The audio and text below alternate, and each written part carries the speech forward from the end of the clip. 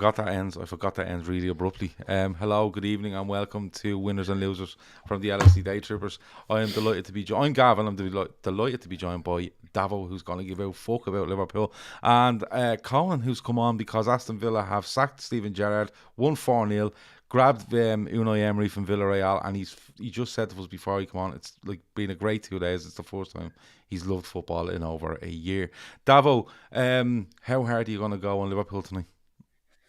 Do you know, I could go hard, but in a funny twist of things, I probably could have put Liverpool as the winner with how the results went. Yeah. For every result went for Liverpool this weekend, apart from we couldn't beat the fucking bottom team.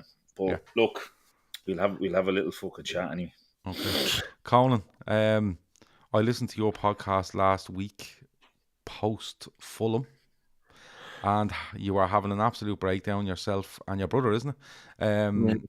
Having an absolute breakdown, and then everything changed halfway through the podcast when you got the news of Steven Gerrard being sacked, and you've been flying ever since. We're definitely going to talk Steven Gerrard and some Unai Emery tonight, yeah.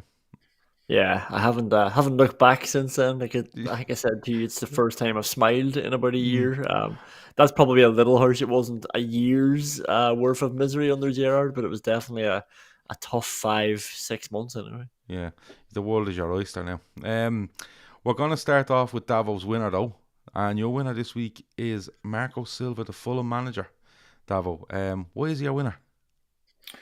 They're flying, Gav, to be honest with you, and they've kind of crept up on me. I was just having a little flick back through their fixtures and all that. They've only failed to score in one league game, I think, from the quick look I had tonight. That was the worry when they were coming up, because Mitrovic, when they come up the last time, he struggled badly for goals, and people were like, well, listen, it'll probably be the same again and whatnot. But like I said, he's I don't know how many goals Mitrovic got, but he must have 4 or 5 at least. Easy. Probably more, probably 6 or 7. Like I said, they've only failed to score in one league game. They're on 18 points. Like they're well on their way to being over halfway. Like safe. You know what I mean? For being safe. Now their last 3 before the World Cup is Everton, City, and United. So I don't know. They might not get much out of them 3, but they've been absolutely flying, and just someone that's kind of creeped up. I was impressed with them when Liverpool played them at the start of the season, albeit I think on another day Liverpool might have nicked it at the end.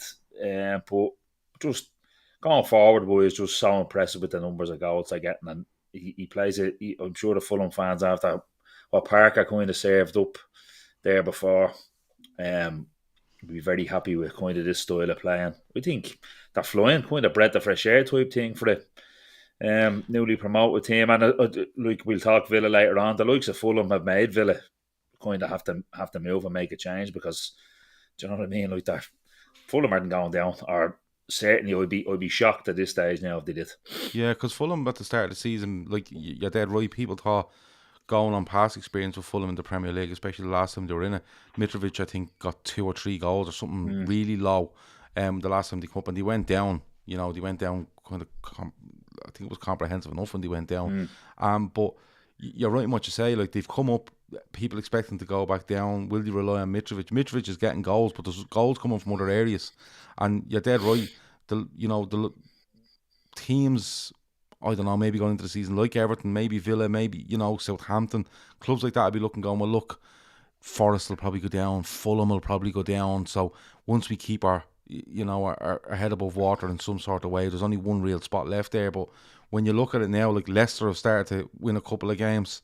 Fulham are out of that. All right, Forest are still down there, even with the result against Liverpool at the weekend. So yeah, you're probably right. It is probably having a knock-on effect on other clubs going, oh, they're not fucking going. Now it's probably 2 spots, and we're getting closer. We're one step close to it, because they're up and running. You know, the sort of way. Conan, when you look at Fulham and you look at Marco Silva, he's at Everton. It doesn't work for him. Does he go to Watford? I think he goes to Watford then as well. And it does. And look, nothing works at Watford. Like, you get 6 months at Watford. It's like you're like an intern, and then they just give you a load of money and tell you to piss off. But he's come back. He's come back with this Fulham side. They come up, and you look at him there, and like you said, 18 points.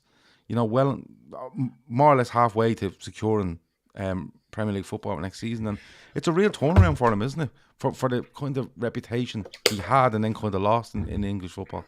Yeah, I think actually, though, in fairness, and maybe it was just me, even at those jobs, I think he always implemented something very quickly that made you think, "Oh, like, this boy's got an idea. I know he's got a bit of something that you wouldn't mind your own team having." And like, we're absolutely bang on here talking about the other clubs looking on at them, and like, yeah, you're right saying they're looking on at them, realizing now they're not going to get relegated. But I think it makes the other clubs a wee bit more impatient as well when they realize a team like Fulham can have nice things. Like, why can't we? Because I look at it from a Villa point of view, where you're always wondering, like, how good is this squad really? Like, where is the ceiling? But then when you see teams like Brighton, Brentford, Fulham, like, not only doing well in the league, but actually life seems worthwhile for them. And then you start wondering, like, we should maybe look at that as well. Like, we can have that with our squad. Yeah, like you mentioned Brentford there, they've come up, they stay up last season. They're dropping like a stone at a certain part last season, and they managed to stay up, and they've been all right this season. You know what I mean? They got hammered by Villa at the weekend, but they've been all right this season, and the likes of Brighton just progress all the time, and it's just small but constant progression from these clubs. Davo, with Fulham though, and Marco Silva, like Dan J is right. He thinks it was Watford then Everton. You're probably right, and he does implement stuff at Everton. But Everton fans, you know yourself, they'll just turn on you as soon as a few bad results. We don't care. We're playing nice football. We're losing. Fuck off. And they tell him, and he's gone. But Davo, what's the next play for Marco Silva? Because even early in this, all right, say they take 2 points out of the next 3 games, right before the World Cup, and they've 20 points after 12, 13 games, wherever it might be, right, 14 games, and they're looking going, we can be really safe. What's the next thing for Marco Silva? Does he look to strengthen in January and really push on, or does he just keep this going? And they don't look for too much too early, because that's what happens to some clubs for me. Yeah, no, listen, I wouldn't have thought there'd be a reason for them to go banging the door in, like if they're on 8, 19 or 20 points going into the World Cup in January. Obviously, there's obviously games after Christmas and stuff like that. But I do, listen, kind of play for Silva would be if they stay up relatively comfortably. I don't see why he wouldn't like to stay there maybe and try and do something for a couple of years. Fulham have been kind of trigger happy, as it goes with the territory when you're kind of a yo-yo team. But listen, I don't understand. I see no reason why he wouldn't like to maybe stay there and try to put something together over the next couple of years and kind of make them a Premier League team that's been in the league, the likes of Brentford maybe for a couple of years, and like establish themselves in the Premier League. That's what I think the aim should be there for him and for Fulham, for both. Yeah, because when I think back to like the last time they were up, fair enough, that's the way it went. But before that, Fulham were a regular in the Premier League for many years. You know what I mean? They might have went down at one stage, but they used to have, like, for me, if I remember right, good 4 or 5 years in the Premier League before they get into trouble. And I think the second time they got into trouble, their squad kind of went a bit stale for me. You know, the sort of way, and they didn't, not that they didn't invest, they didn't really do it great, and it kind of felt aging to me. And that's just in my head. They could have had an average age of 22, and I just had this in my head. You know, the sort of way. But if they keep performing like this, you're going to have teams coming and saying, well, we like to look at him, and we like to look at him. Even the likes of your Villa, your Brighton, even your Brentfords, wherever, a little bit more established in Brentford's case, where they'll have to fend this off, and they will have to turn over players. And I think that's where it'll become big for Marco Silva, where, you know, he's up, he's doing well, but now what does he do in January? What does he do in the summer? We might lose 1 or 2. Like, I can't believe no one's come in for Mitrovic. Like, when you see a team, especially, you know, a team that's struggling, when they were in the Championship and a team is struggling in the Premier League, we can't score goals.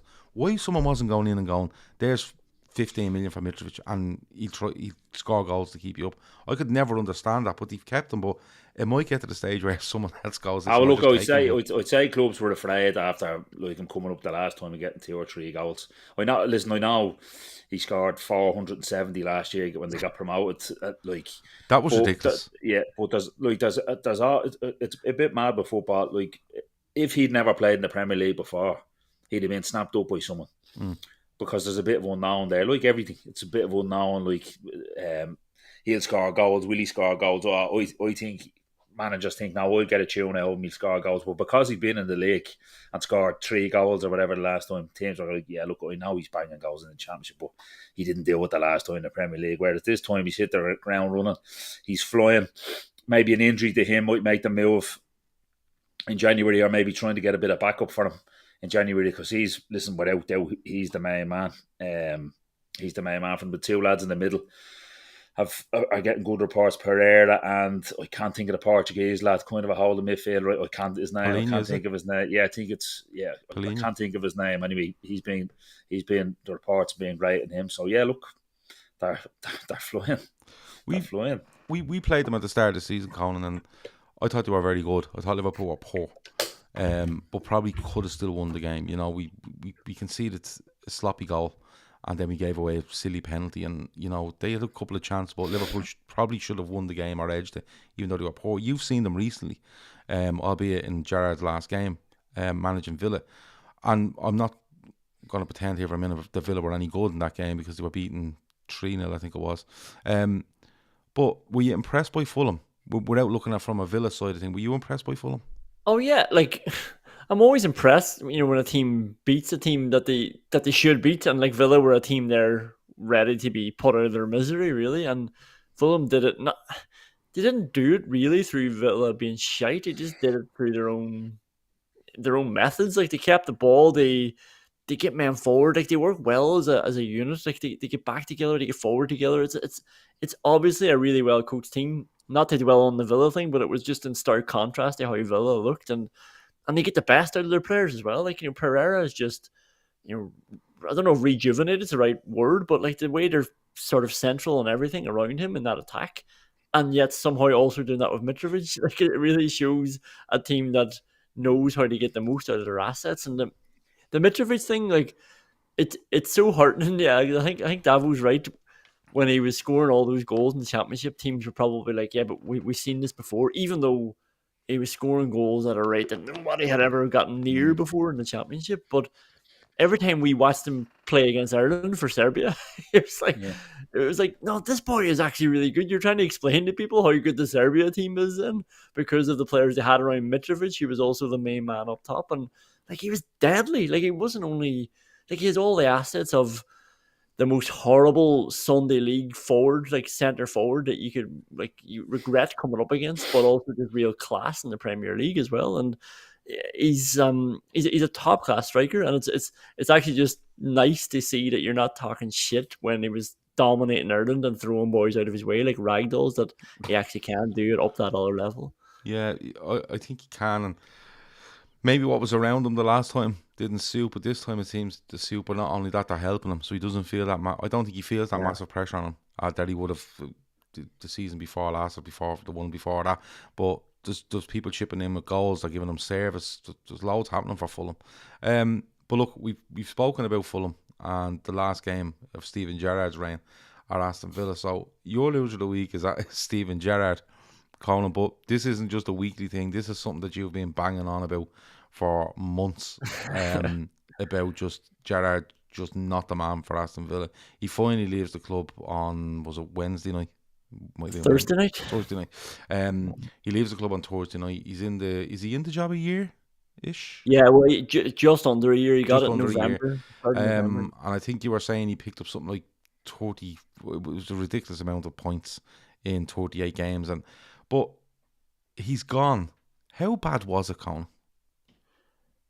Yeah, it was awful. Like, it really was. Like, I really wanted it to work. Like, I could see the value of having him. Like, in fairness, Christian Purcell's taking a big beating now, because obviously he's got that connection with Gerrard, and he ripped up the script in terms of Dean Smith was there. They had built really solid foundations from the Championship, and it felt like they sort of took a sledgehammer to what they were doing then. Even the transfer strategy changed, the wage bill changed. When Gerrard came in, they were attracting different players. They were going after older players, more experienced players. They brought in Gerrard. And in a way, I could see what they were trying to do. They were trying to get in a higher profile name.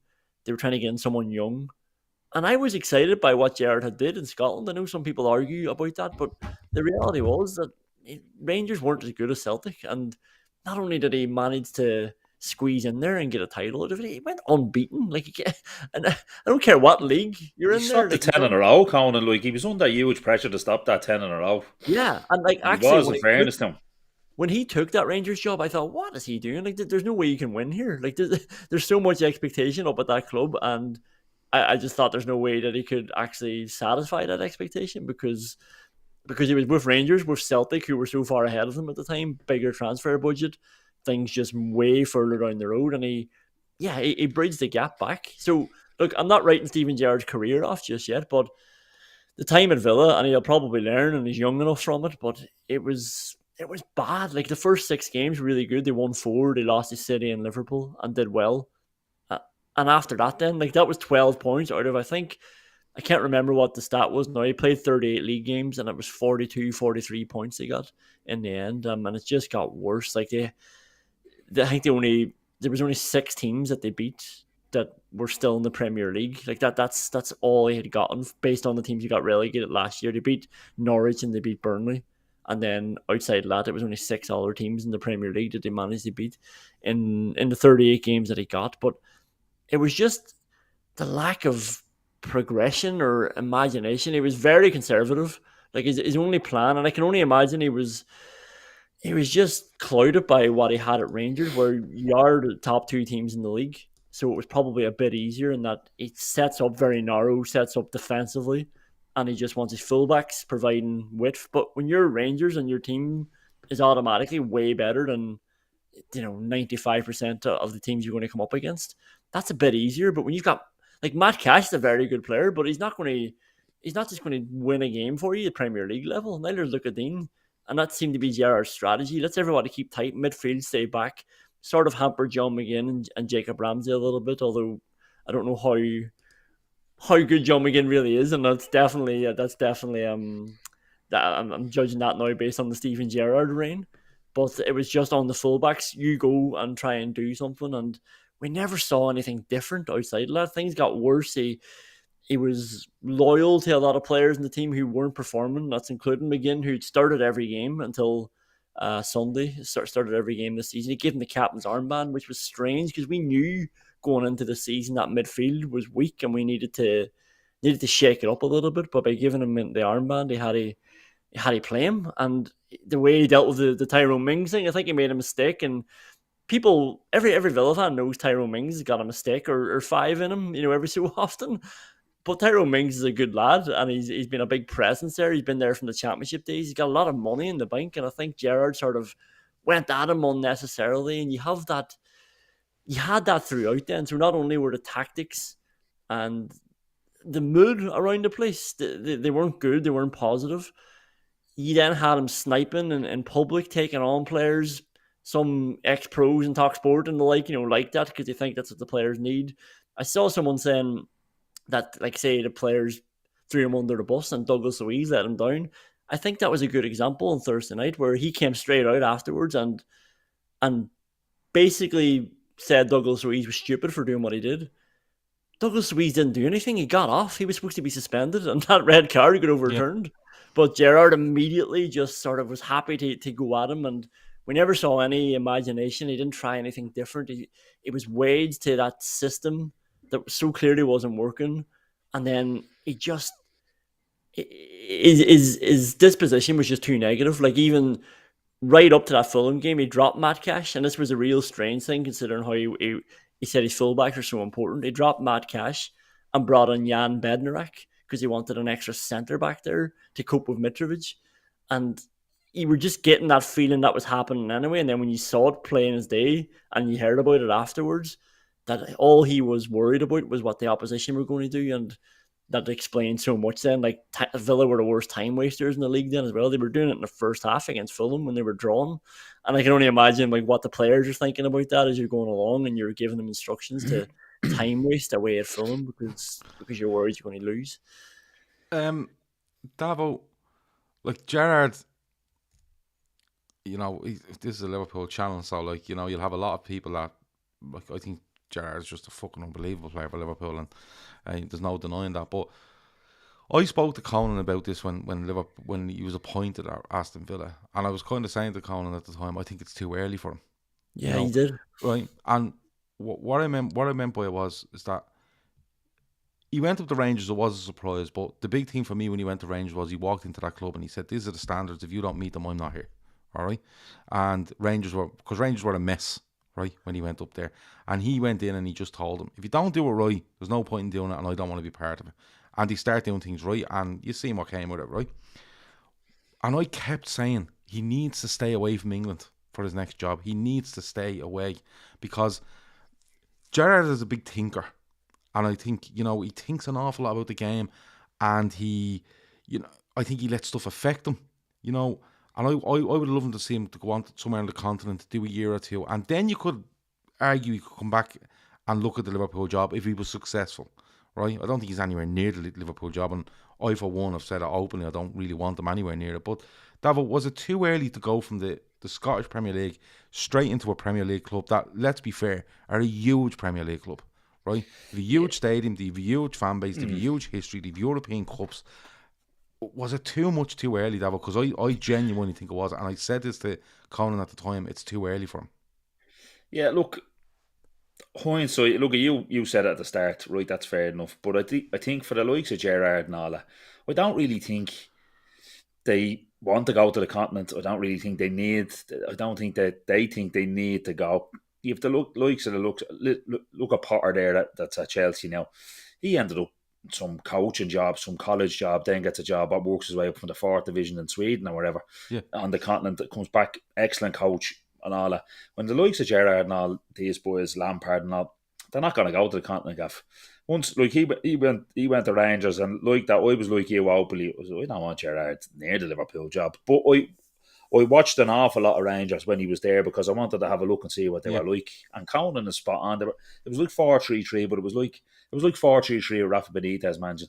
Everything was just defence for. I think they did something stupid, like they conceded 2 goals in the first 11 or 12 league games in the season that they won the league. It was something mental like that where they weren't conceding goals. And Conan's right. When you're the top 2 teams in the league, they tend to own the ball anyway, and all that. So I just watched. It was kind of. It's not great to watch, but listen, he went up there, and in fairness, a lot, like, people don't realise he would have been under massive pressure to stop that 10 in a row because it's never been done before, and Rangers, like, they'd have imploded again, I'd say, if that had happened. But like you, I 100% agree. 2 of my best mates are Villa fans, massive club, and they were the same as Conan, wanted it to work coming down. Listen, hindsight would tell you it probably was too early for him, but I think if you asked him, if he was on the show here and you asked him, would you do it again? He'd tell you, yeah. He wouldn't say, no. No, he absolutely backs himself. I should have gone to the continent or should have gone like that. No, I just think he comes down. He made some fatal flaws. I honest to God, the Tyrone Ming stuff was some of the worst man management I think I've ever seen. I don't know what he was playing at. Take the captaincy off him. Do whatever you want. You come out in the press and you say to a player has to look at you in the eye like a man and tell you he's ready to play again. Like, they down tilts. That was it. They subconsciously or consciously, I'm not saying that there was murder in the dressing room all the time and it was toxic, but subconsciously, with that kind of stuff, to me, the tilts went down. And when that happens, you're a dead man walking. Conan, when he goes to Rangers, it's Steven Gerrard. He's a massive name. He's well known throughout his career for having like ridiculously high standards, right? And although Rangers aren't at the standard of Premier League, their expectancy or their expectation going into a league season, like Davo said, to stop a 10 in a row from Celtic, which would have just been probably the end of Rangers, kind of married into what he wanted, the sort of way. So he wants these massive levels. They're willing to, although they're not the standard of player, they're willing to, massively respect Steven Gerrard and put all this effort in and go all in with him because there's a massive target over here that they have to stop, right? And that suits him. How much did it not suit when he comes to Villa where I get the feeling Gerrard walks in and he expects to win every single game, right? That's his level. That's his level. He wants to win every single game. Now, it doesn't show later on in his Villa career or the later on in the year that he's there. But how much does he come in and he's like, well, we have to do this, and the players are looking going, we can't do that. And that's not down to the players' ability. I think it's down to, look, we're a huge club, but we're probably 10th, 11th in the Premier League here, and you're looking for these standards that we're going to be top 4. Did that kind of go against him? Did he hit a roadblock very early on in what his levels and expectancy is, and he didn't shift him enough to where Villa are at the moment? I think it went against him, in my opinion, so much as I think you're right that that's what he wanted and probably demanded, but he didn't know how to get them there or help them to get there. And it's something that I'm always sort of worried about or paranoid about some of the best. Like, Gerrard's one of the best players I've ever seen play, and I always said it was like my guilty pleasure, when he was in his pomp at Liverpool. And it's one of those fears that you always have about Roy Keane as well. Like, will they be able to get a player to do what they did, or was it just so simple to them and so innate to them and instinctive to them that, like, and you started hearing that more and more. Then Villa missed a few chances, and the stats bear out in the end. They didn't have as many chances as Gerrard thought they had. Now, they did have big chances; they should have scored sometimes, but after every game, it was always just like, I need more magic, I need more quality. It was never like, it very much felt like he didn't realize that was part of his job, to create chances and get players into positions. It was always just like, I'll look after the structure at the back, and I need boys to win the game for me. The way he would have did, the way Fernando Torres would have did under the Benitez system. We'll keep it tight and we'll let the real top players do it. And I assume, because I didn't see a lot of them, but I assume that was easier to do at Rangers as well. Again, when you're one of the top dogs in the league, you are going to have players who are better quality. So if you set them up in a way that they're not going to lose, a lot of the time then that quality is going to shine through. And I think Gerrard coming in with those expectations probably wore thin very quickly. Yeah, like, he heard players at the start talking about the demands and how things had changed, and even like little things like the diet and simple things that good pros can implement. And you're always, as a fan, you're always happy to hear that, because like, that's what you want. You want the standards to be at the highest point. But once the going gets tough, and once you're through that initial burst, you need to have a bit of substance then to back it all up. And I just don't think he had it. I don't think the coaching was there. Obviously, he lost Mick Beale, which was probably a big blow for him as well, although they weren't doing particularly well when Mick Beale was there. But like, that's obviously going to be a hammer blow for somebody who he's worked beside at Liverpool and then Rangers and then Villa. But I come back to it. I thought the Villa job was way easier than Gerrard made it look. Like, I thought there was a lot of low-hanging fruit, because as good as Dean Smith had done, it had just sort of gone a bit stale. The trajectory went down a little bit, and it was in need of enthusiasm and a fresh injection and new ideas. And I just think Gerrard messed up the solid foundations that were there, and he made the job look a bit clunkier and made the place look toxic, and so much so. And I'm so surprised that Villa were now able to sign or hire Emery, but it seemed like, I don't know who we're going to get now, because everybody's looking at that job thinking that's a basket case of a club, and I don't think it was a year ago. I thought it was a really attractive job, and I thought so too. I thought so too. I thought they spend a hell of a lot of money when they come up, but then when you see them, they take Coutinho in, which you could argue over. But bad move. Yeah, maybe so, and maybe rocks a boat in the dressing room. But when you see they get the midfielder, don't they get him from free from Marseille? Was Kamara, is it? Yeah, and he was highly rated. Injured. Yeah, but you're bringing him in. You're saying, all right, he's making good signings here. He gets some. He's unfortunate with the centre half he signs. That does his cruciate. He does. Yeah, he does Achilles. Sorry, he does his Achilles second game in or something. And then he has to turn back to Tyrone Mings as well, which was a double whammy. Yeah, because of what's gone on with him. But Jono says there, I disagree, Gav. I'm sure he was realistic. Villa aren't going to win every game, but you got to put in good performances. You're bang on, Jono. What I'm thinking is that I always got the impression that whatever he had, he didn't feel it was good enough. And look, you never have anything good enough. You're always striving for more, but it kind of looked to me like it was kind of grinding on Gerrard. It was grating on him. The alarm bell should have been going, Gav, when bring the likes of Coutinho in, right? That's grand, but trying to pigeonhole him or trying to ram him into a 4-3-3, then Troy and Buendia, then not knowing can Watkins and Wings can Ings and Watkins not play together. Trying to force them into thing. Like if you decide Coutinho change the formation to a 4-2-3-1 or to whatever, and said, right, this is what I had in mind. I want to get Coutinho and Buendia in. I think I can do it this way, grand. But to keep the formation the same and just try and pigeonhole these players into positions and just hope that, like Conan said, hope that if we can keep it tight at the back, these fellas should win the game for us. It's just mad. The alarm bell should have been going then, and as well as kind of the regression of fellas. Like 2 years ago, Gav, you would have heard me and Shawnee last night about Konza going, listen, I take this fella. Like 2 years ago, this fella is really, really, really good. He's absolutely fallen off a cliff, I think, in the last year maybe. The same with Matt Cash. Anytime I see him, maybe a year, 18 months ago, thought, geez, that's a really good right full.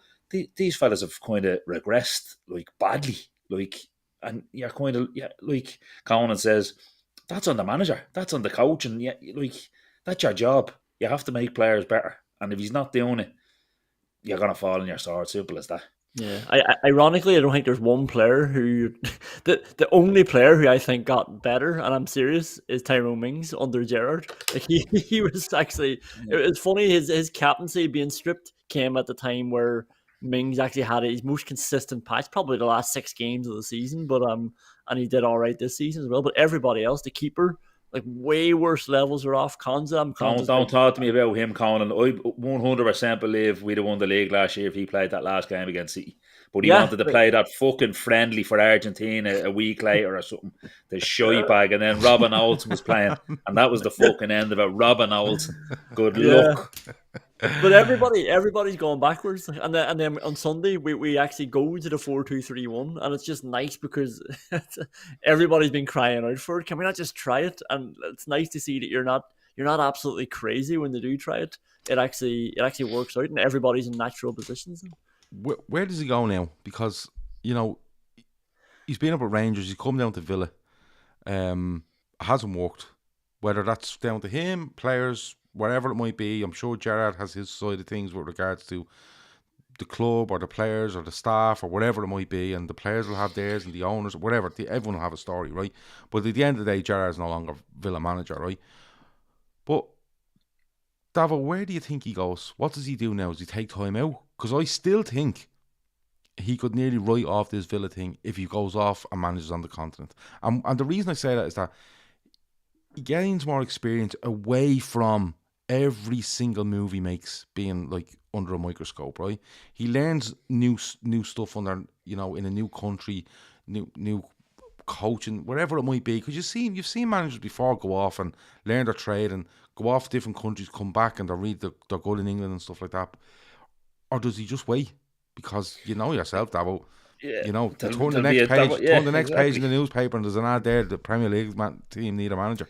Listen, I think you're right. As regards for his career, probably going off to the continent and managing somewhere. There'll always be limelight with Gerrard, but out of the glare of what he's been under would probably be a good move. But I'd be absolutely shocked if that's what happened next. I think he probably sits tight for a little while. Rangers fans are screaming for Van Bronckhorst to be sacked. Could he end up back there? Possibly, but I'm not sure. Rarely works, doesn't it? When have Wolves appointed a manager? Wolves haven't appointed a manager yet. They said he's sitting tight until they said this fella will be in charge till 2023. That's all they've said. Yeah, that's all they've said. And other than that, I could kind of see like one of the championship sides that are a big championship club that it's not going for, maybe going in. But like you mentioned Wolves there, there's West Brom and that in the championship and all that. They're all kind of Midlands clubs that would be viewed as Villa rivals. Will that matter? I don't think that it really would. But listen, I think he'll probably sit tight. I don't think he'll do it till after Christmas or the New Year, and then if something comes up, you could see him there. But I think he'll stay in Britain. I would be surprised if he goes anywhere else. Yeah, the Wolves job is still open there, and Dan J is an interesting when he says Leeds. They had an eye on him when he was at Rangers. Leeds did have a big eye on Gerrard at the time when he's at Rangers. Now Leeds are struggling at the minute. Dyche is the rumour there though for them. Dyche is the rumour there. They've already spoken to him. Yeah, because Jesse Marsh, I don't know why Leeds ever done that, but that's just the way it is. Conan, you've seen him, you've watched him up close for the last year. What do you think he needs to do? I think he needs to, is the first thing he needs to do is take a break. And I don't just mean, rest up and whatever else. And he could probably do that because he did probably get involved. He probably got too into it. Like somebody saying there, he's quite serious. And I know that's the way he is anyway, but just got so consumed with how shit the players were, really. And once he steps out of that now, he might take a breather and think, right, like what did I do wrong there? What could I have done more? And I think, I don't think it's impossible to get another job at that level. I think it will. Like we're talking about Wolves, Leeds. If Frank Lampard can fall back down to the Everton job, like I think he will. It's realistic that he will get a job around there again if he wants to go back under the microscope, as you're talking about, Gav. The first thing, I think he needs to take a break. One of those year or two where these managers just go to a few other training sessions. And they just do a tour of the world watching training sessions and set up, Yeah, because it seems like, and isn't it ironic that the manager who he probably had the biggest back and forward with, or probably the most cold relationship with, Benitez, it seems like he's so influenced by him. He learned the most off him. Yeah, and that's funny, considering the player, he's probably frustrated his role sometimes in that system, but deep down he probably appreciated what Benitez did for him and Liverpool. But he needs to just be influenced by other people now as well, and he's gone straight into Liverpool and worked up quickly there, from the underage system, and then went to Rangers and went to Villa, and he could probably just do with just seeing what's out there and chatting to other people and seeing how they're doing it and going to games and looking at it through just a pure coaching eye rather than just a Villa eye and what player can I sign. Like there's an example there of after the Arsenal match, the Villa lost this season, Gerrard FaceTimed Leander Dendoncker on the bus and begged him to come join Villa. And in a way, like that's great. It shows the sort of pulling power that he had, that he was able to attract these players. But also, it's not a great transfer strategy, is it? I've lost a game. I better go fucking get a player here. It's like, where's the long term joined up thinking? And then the ironic thing is, he never started Dendoncker, even when he's defensive midfielder. Yeah, I noticed that as well. It's when I think about it, like I still think going away and doing something like that, maybe a break. But in the league, like, does he become a hard fit for clubs? And that's where I'd be thinking. Does he? Because look, clubs watch this stuff. They watch how he deals with Tyrone Mings, the players he brings in, the results he's getting, the style of football he's playing. You've mentioned earlier, Conan, that a little bit, he just stuck in his ways a little bit when it came to playing and not being able to adapt and stuff like that. And other clubs will look at that. Maybe a longer term project, and I mean something from a lower base that are looking to get somewhere. You have clubs in the Premier League that they're there and they finish 15th every season and they're fucking delighted with themselves, and that's the lot. Whereas you get a team that might finish 14th but they want to keep progressing and go up, the likes of maybe a Brentford, maybe even a Brighton are a bit higher, but a Brighton, I know Brighton have a manager, but something in that style, maybe something like that suits him, where he's told up front, listen, this is where we are, this is where we want to get to, but we're not going to be able to go out and sign you a player that you think is amazing and send him midfield. We're going to have to sign a fella 2 rungs down from that. You might be able to progress him, and if we progress, we might be able to get the next rung up, and eventually we get you that player if things progress. Maybe that's something, but I think it'll be interesting to see. It'll be interesting to see what happens with Gerrard. You mightn't see him in the game because it's a World Cup and stuff like that, so that's a couple of months out anyway, but it'll be interesting to watch and see where he goes. I wish him all the best because he's Steven Gerrard, but yeah, it's going to be interesting. Let's move on. Davo, you want to talk Joe Gomez or Fabinho? You weren't too sure, but look, you can have a go at both. Listen, look, after that result, you could have picked any of them bar Harvey Elliott and Alisson. I think could have been on the end of it. Robertson wasn't too bad either. Just, it's more a worry rather than anything else with Fabinho. I do think he's the kind of loser of the weekend, but it's been coming for a while. He's not the player that we're kind of accustomed to. Kind of what did Pep Linders call him, the lighthouse. Just winning his battles and well able to play himself, but winning his battles and getting the ball to the fellas, who make the magic happen. He was never quick, but he's running around now like he's a piano on his back. I had a quick look there last year. I actually thought he missed more games. According to Transfer Market, he only missed 3 games last year.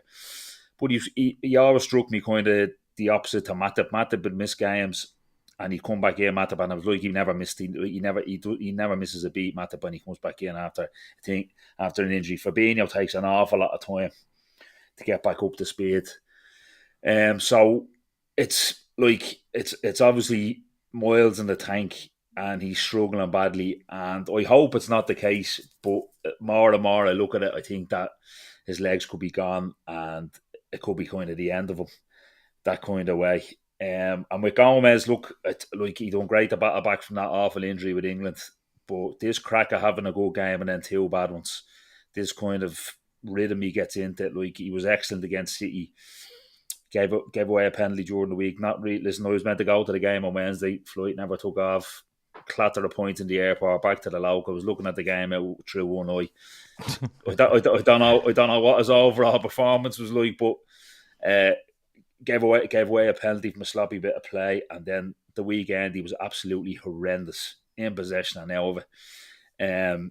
Mistake, obviously very bad mistake, giving away the goal, or giving away free kick that leads to the goal. Like after the City game, all the talk was about the World Cup. Like, on that performance the weekend, you wouldn't have him anywhere near the World Cup squad. So it's more. Well, there's 55 of them going. Well, 55 going. Yeah, we might get a phone call ourselves. Fuck's sake!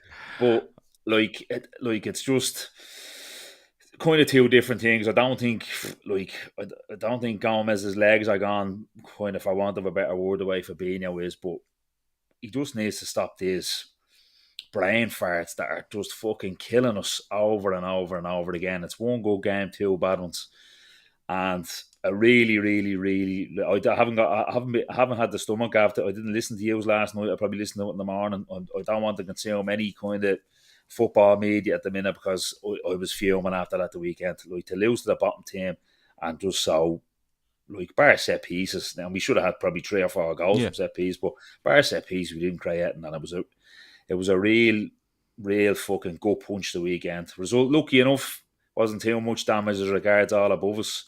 I think if you could have even picked the result on Saturday night, you'd have probably picked a draw between Chelsea and United. Spurs get beat, Arsenal drop points, City are going absolutely fucking trounce the league anyway, so forget about them. So yeah, look, a bit of a rant there. I don't really like it's more a rant of the week than a loser of the week, really, there. But yeah, Fabinho and Gomez, a lot of worries going forward for me. I'm gonna get Conan in a minute, because it's good to have people from the outside looking at things. And he's probably not watched as much detail as we have, obviously, but it's good to have it in. But just on Gomez, right? Thought he was great against Man City, and he's done well when he's come in this season. He's come in a right back, I think, once or twice, and he's done absolutely fine. He gets a great assist for Firmino, Rangers are playing it right back. But at the weekend, like, he gives away that free kick because he's just decided to switch off. You know, I'll just switch off here and whatever, and that's because the team are doing it for me. You know, I said it last night on the show that you didn't listen to, but you might do in the morning. I will in the morning. But it bleeds through a team. And Liverpool were at this Saturday, where everything was slow, ponderous, you know, on the ball. Bar a good Harvey Elliott ball over the back for Carvalho, where he probably should have hit a 4th time. Liverpool looked very ponderous on it. And Gomez got affected by that for me, and ultimately led to the free kick that we can see it from.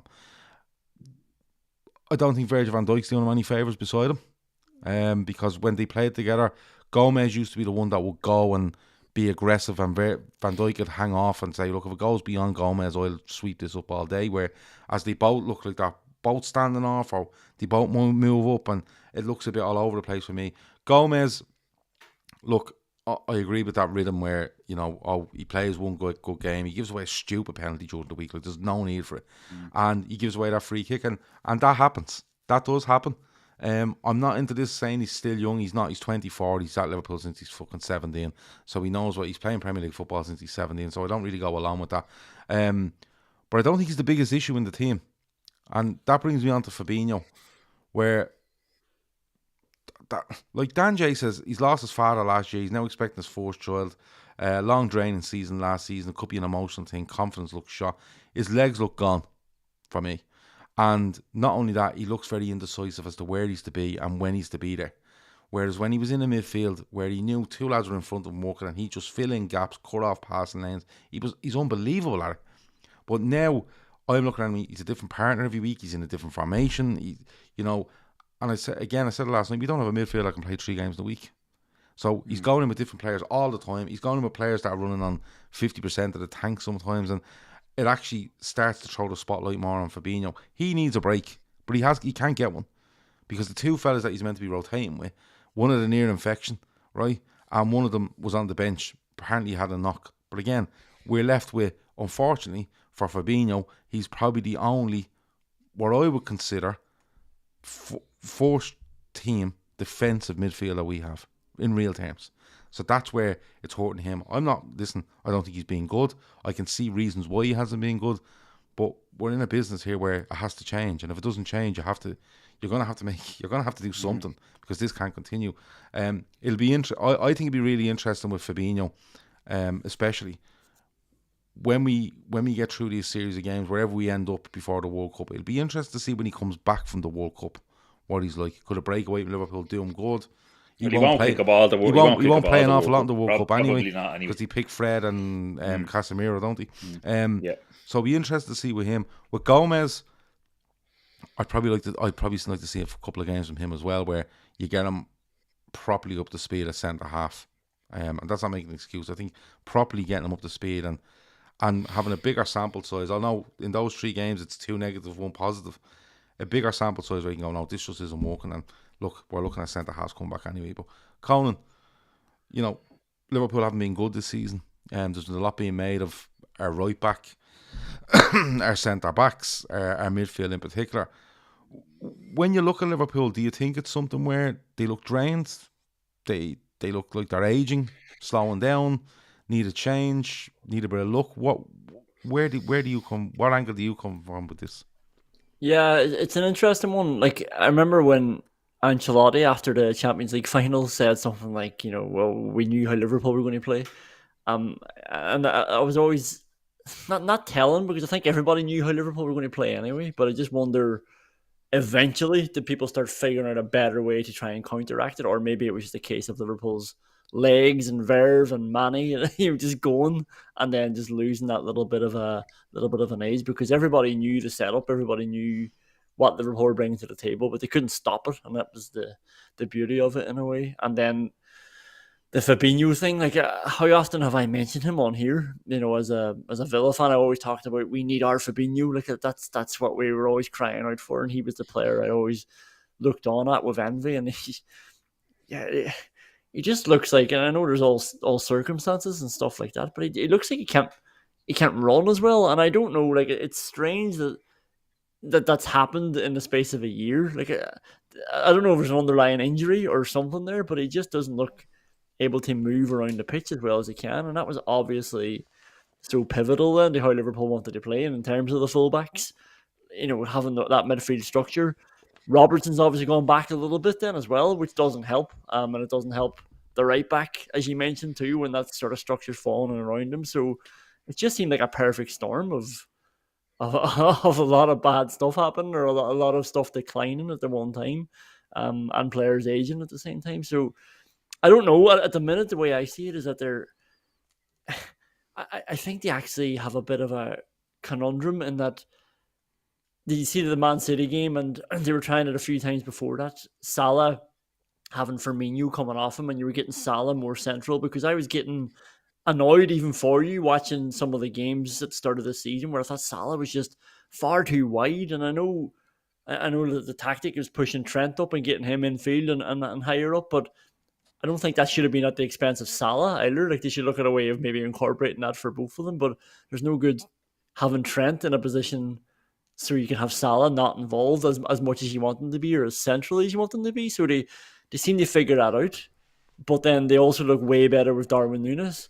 And then to play Darwin Núñez, then they have to move Salah back out again. So if there's a way, if I was Jurgen Klopp, and this is very simple, and I know it's not a formations game, but I would love to just figure out a way of getting those two beside each other. I think the way they did it at Fulham when Darwin Núñez came on, and probably a bit in the Community Shield as well, just having them working off each other a bit more and not having your main dangerous players shunted out to the wing so you can bring in Darwin Núñez.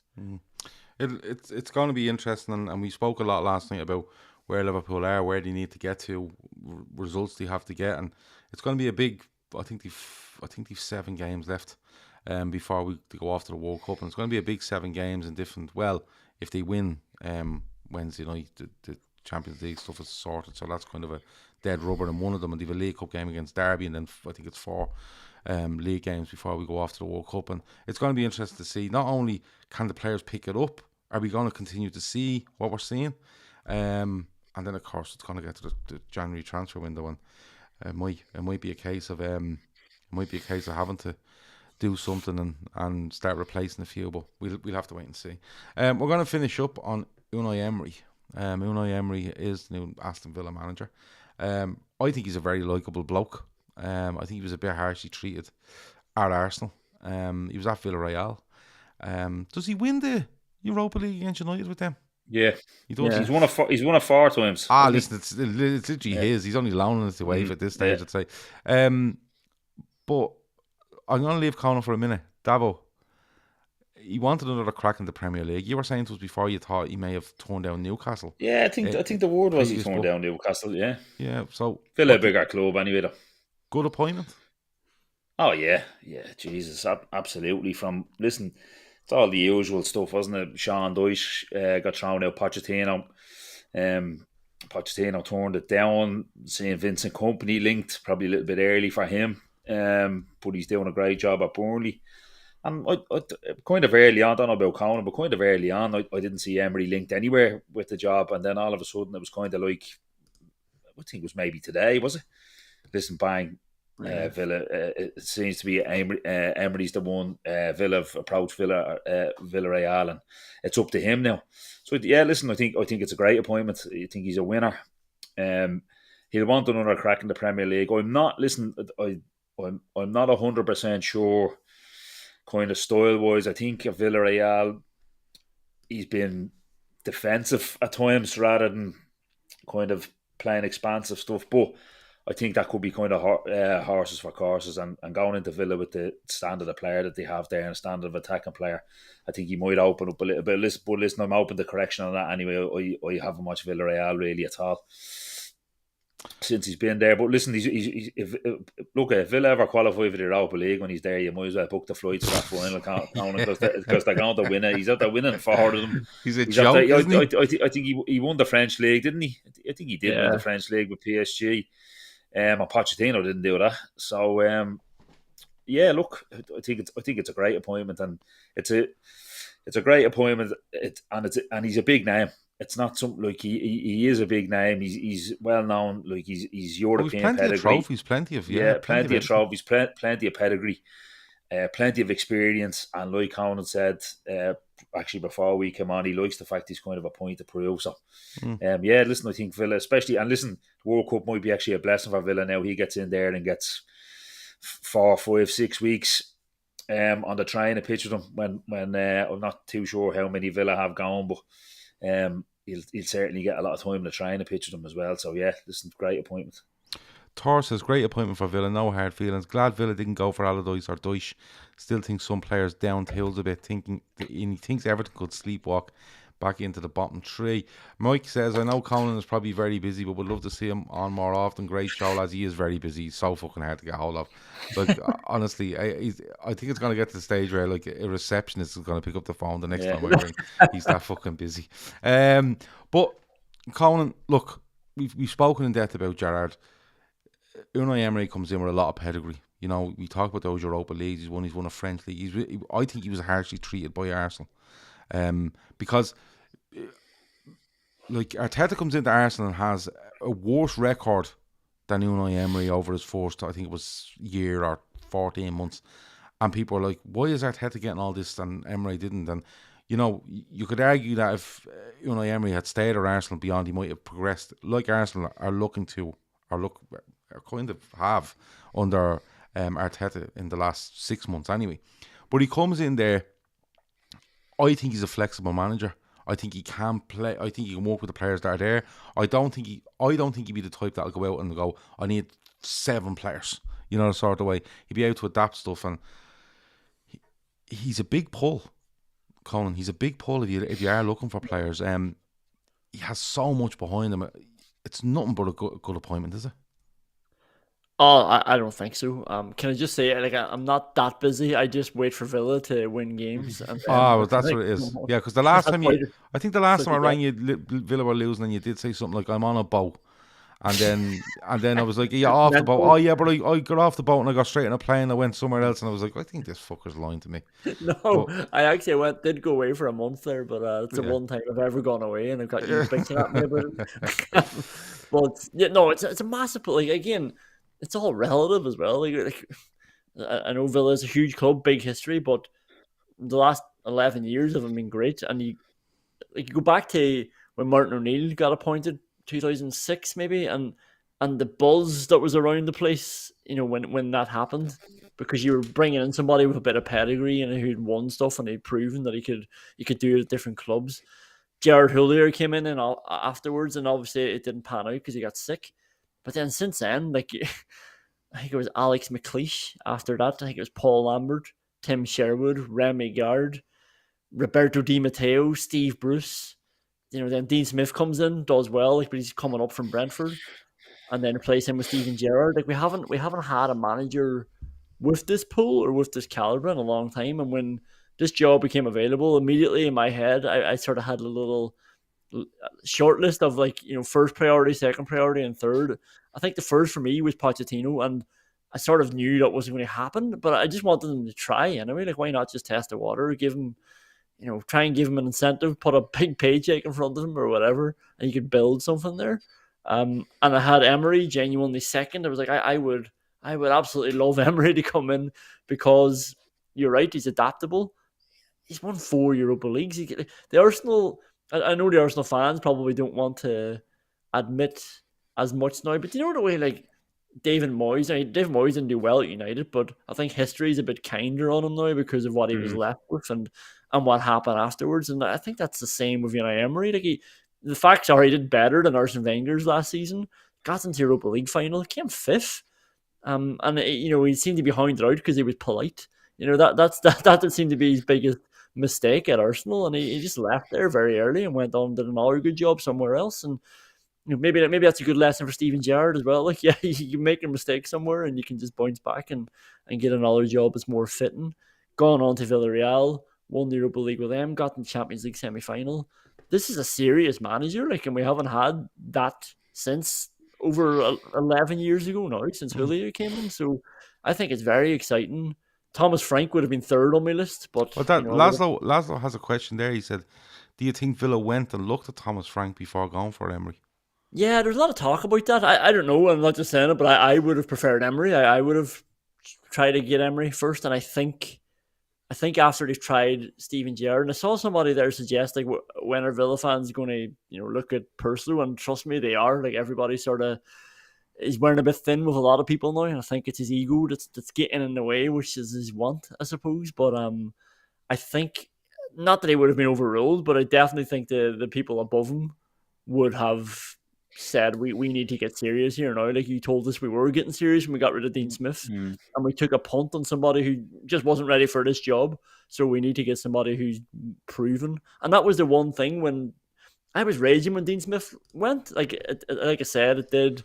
It's probably time, but I wanted him, if they were getting rid of him, to bring in somebody ready-made. Then it would make sense. And I think if they had brought in Unai Emery a year ago, then it would be a lot further down the line now. I just do think he's a good appointment. I think, if you might see some players that are popular now, like with any managerial appointment, players that are popular now mightn't be his cup of tea. Players that aren't so popular will come back into the team and you'll be like, what's going on? And he might work. But just his contacts around Europe his experience around Europe, his experience with different players. I think it's a really good appointment from Villa, and I think it is. But I still think it's going to be one of those where they'll need to give him time. You know, like Davo's mentioned there about getting time on the training ground. I get that, but Emery, for me, comes across the sort of manager that you need to give him. I wouldn't be looking at until the start of next season. All right, don't get into trouble. Don't get yourself fucking into a relegation dogfight. But the start of next season, you kind of go, let's see. Because I said the same with Gerrard when he came in. Was it last October or November or whatever it was? Don't expect anything out of Villa till this season. You know, and it's just not gone right. But I think it'd be the same with Emery. You're on the same sort of time frame where, you know, this time next year, if they were similar this time next year to what they are now, I'd probably give Emery more time because it will take time to implement, and you have to remember there's been a lot of players turned over in that club for big money, so it is going to take him time to pick through. But I think he's an absolutely excellent appointment. I think they should get. I think listen, Purslow has no credit in the bank with Liverpool fans at all after the beneath their stuff and the carry on with kind of fans groups and stuff like that after that. But like Conan said, maybe it's above him, but like they deserve a bit of credit anyway for, do you know what I mean? Like there's Wolves after sacking the manager and then went to Mick Beale and Mick Beale said no, and now Wolves are giving it to your man and they're kind of fucked now. Let's call a spade a spade. They're probably going down.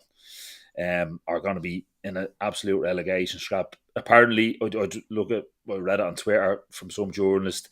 I think Villa have been 3 or 4 weeks kind of putting this shortlist together. Kind of maybe anticipating or doing their due diligence if things go wrong. So, and they have, as soon as you'd imagine, listen, things they didn't just pick up the phone this afternoon to Emery and then he said at 6 o'clock this evening. They've obviously been talking to him for the last week or so, hasn't leaked out.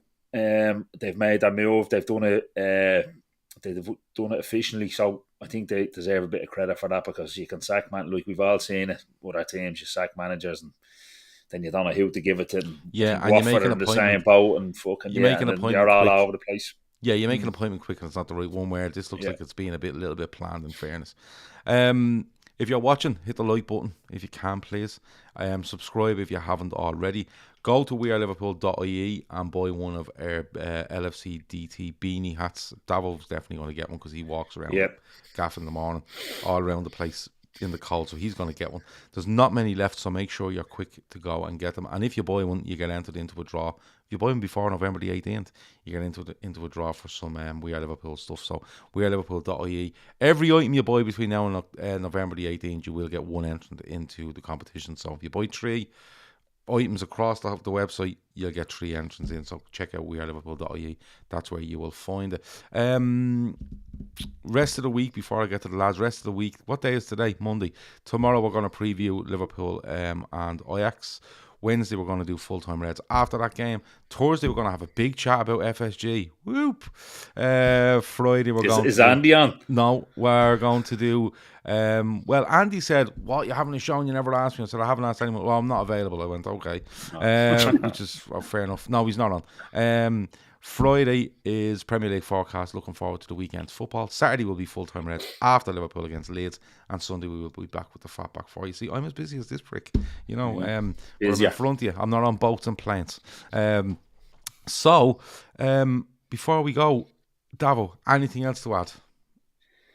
No, listen, that's football. We had a good week until Saturday morning, 12:30, and I fucking hope I never kick off at 12:30 on a Saturday ever again. I fucking hate it.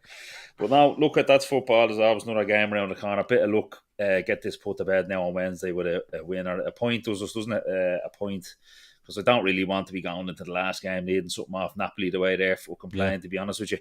Yeah. So, look, a bit of luck. We get the job done on Wednesday night, so we can put the feet up for that last game. Conan, anything else before we go?